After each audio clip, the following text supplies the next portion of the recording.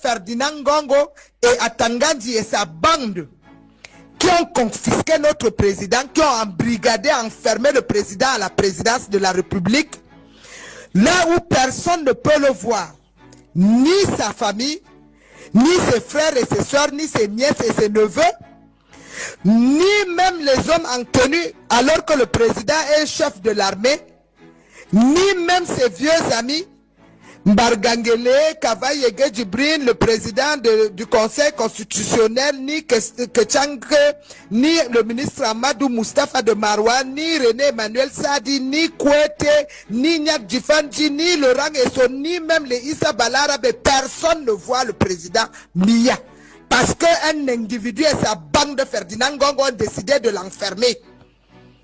Et au vu et au su de tout le peuple camerounais et de l'armée camerounaise, dont il est le chef de l'armée, mes chers frères et sœurs de la diaspora.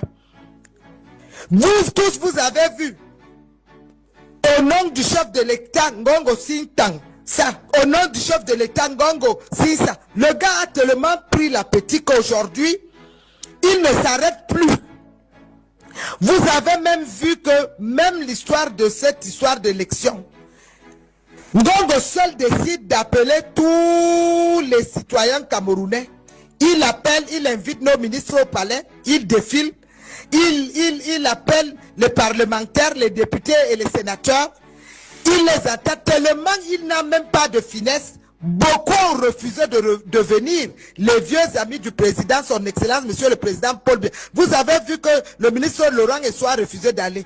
Yeba ici n'est pas allé.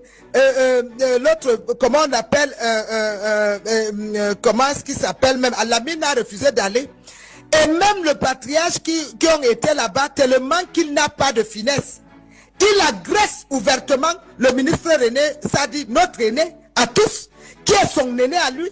En diplomatie, c'est un diplomate hors échelle.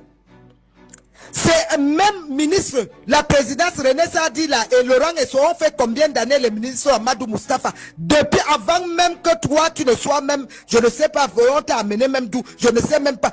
Tous ces gens-là ont travaillé aux côtés du président Biya. Depuis le temps d'Aïdjo, plus de 50 ans, ils ont cheminé avec le président Biya. Et le président Biya ne les a jamais manqué du respect. Nous tous les Camerounais, nous avons constaté, quand le président Biya, lui, il fait la réunion avec ses ministres. Vous voyez, il vient avec une finesse, il parle là, les gars, ils sont contents, ils sortent, chacun rit. Mais toi, il suffit qu'on te donne un seul temps. Tu reçois les ministres, tu les nargues. Dès qu'ils arrivent, tu les agresses, tu commences à les insulter. Voilà qui est Ferdinand Ngongo, qui insulte nos ministres, alors qu'il n'est pas président de la République. Nous avons tous vu de quelle manière il a appelé le patriarche Kouete dans son bureau. Et il a mis un caméraman qui était en train de filmer le patriarche sans que Jean Kouete ne sache qu'il était filmé. En sortant, il lui a donné les instructions. Le gars aussi, il dit oui. Dès que Kouete passe, avant qu'il ne ferme son bureau, vous tous, vous avez vu la vidéo. Il a d'abord regardé son caméraman. La vidéo dit tout. Nous ne sommes pas des bambins. Tout le monde a vu. C'était déjà dans la poche. Kouete lui marche sans le savoir. Comme ça.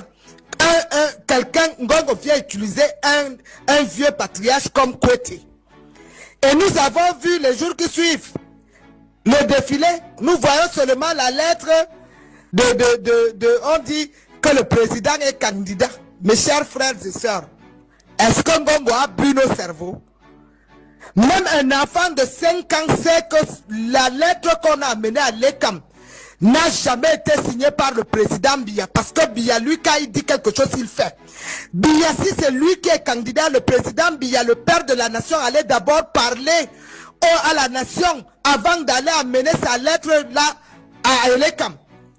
Nous avons compris tout de suite que c'est le rôle, le jeu trouble de Ferdinand Ngongo et sa bande qui veulent prendre les Camerounais comme des émeutes.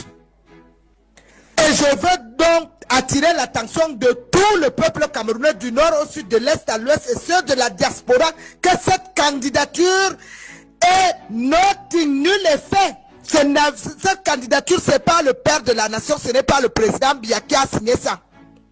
Nous savons que notre père est fatigué parce qu'ils ont décidé de le fatiguer.